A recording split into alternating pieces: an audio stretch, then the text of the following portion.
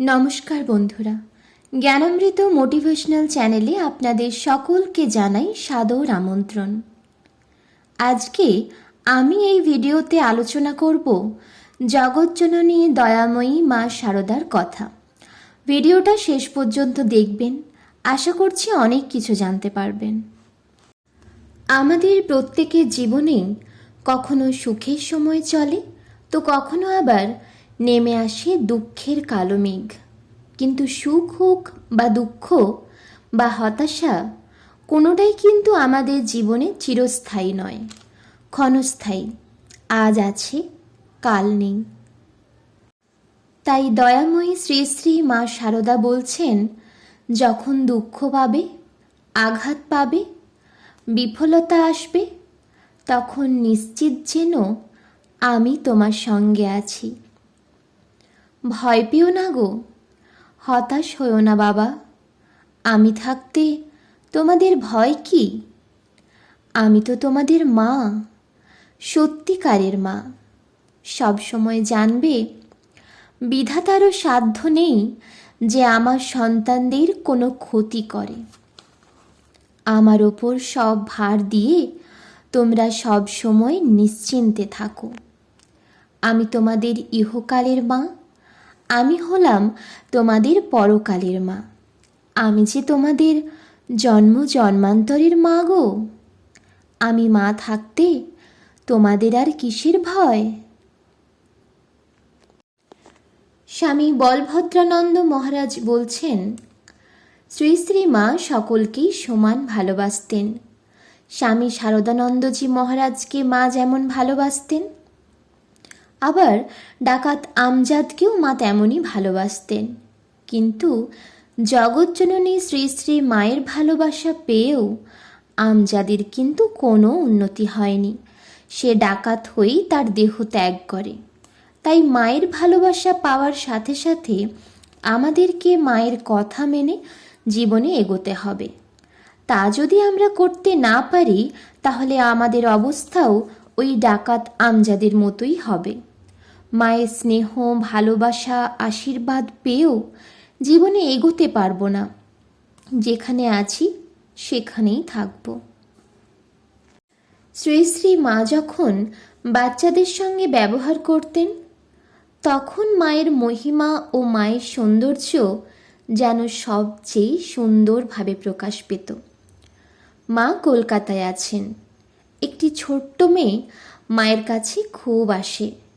মেয়েটি ছিল খুবই দুষ্টু। মা তাকে খুবই ভালোবাসেন, মিষ্টিও খাওয়ান।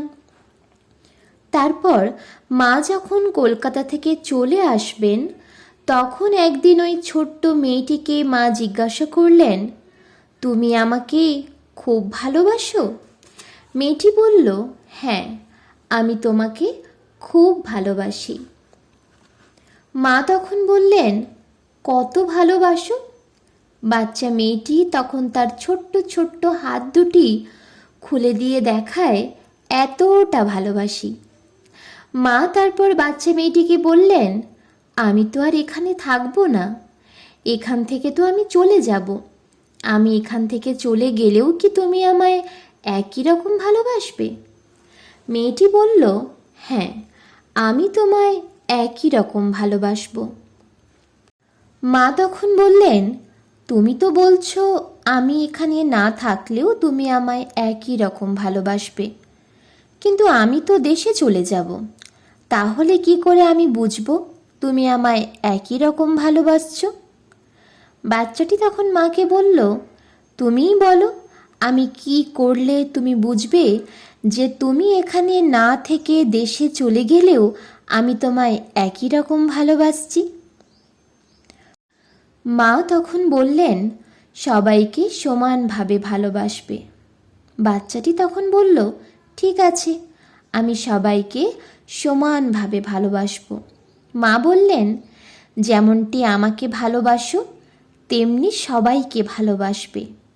বাচ্চাটিও বলল, হ্যাঁ, যেমন তোমাকে ভালোবাসি তেমনই সবাইকে সমানভাবে ভালোবাসবো। মা তখন বললেন, তুমি কি করে বুঝবে তুমি সবাইকে সমানভাবে ভালোবাসছো? মেয়েটি তখন বলল, তুমিই আমাকে বলে দাও, আমি কি করলে সবাইকে সমানভাবে ভালোবাসতে পারবো? মা তখন বললেন, তুমি সবাইকে সমানভাবে ভালোবাসবে, কিন্তু প্রতিদানে কারো কাছে কিছু চাইবে না। তুমি যদি প্রতিদানে কিছু চাও, তবে সকলের তো সামর্থ্য সমান নয়। কেউ বেশি দেবে, আবার কেউ কম দেবে। সবাই সমান প্রতিদান দিতে পারবে না। তখন কি হবে জানো? তখন তুমি সবাইকে আর সমানভাবে ভালোবাসতে পারবে না। তাই সকলকে সমানভাবে ভালোবাসতে গেলে তুমি প্রতিদানে কারো কাছে কিচ্ছু চেও না। বন্ধুরা, মায়ের এই কথা মেনে আমাদের সকলের উচিত প্রত্যেককে নিঃস্বার্থভাবে সমানভাবে ভালোবাসা, কিন্তু প্রতিদানে তার কাছ থেকে কিছু আশা না করা।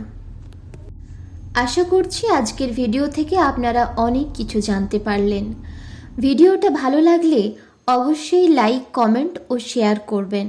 আর আপনি যদি এই চ্যানেলে নতুন হন, তাহলে অবশ্যই চ্যানেলটিকে সাবস্ক্রাইব করে পাশে থাকা বেল আইকনটি প্রেস করে রাখবেন, যাতে এই ধরনের গল্প সবার আগে আপনার কাছে পৌঁছায়। জয় মা, জয় ঠাকুর, জয় স্বামীজি।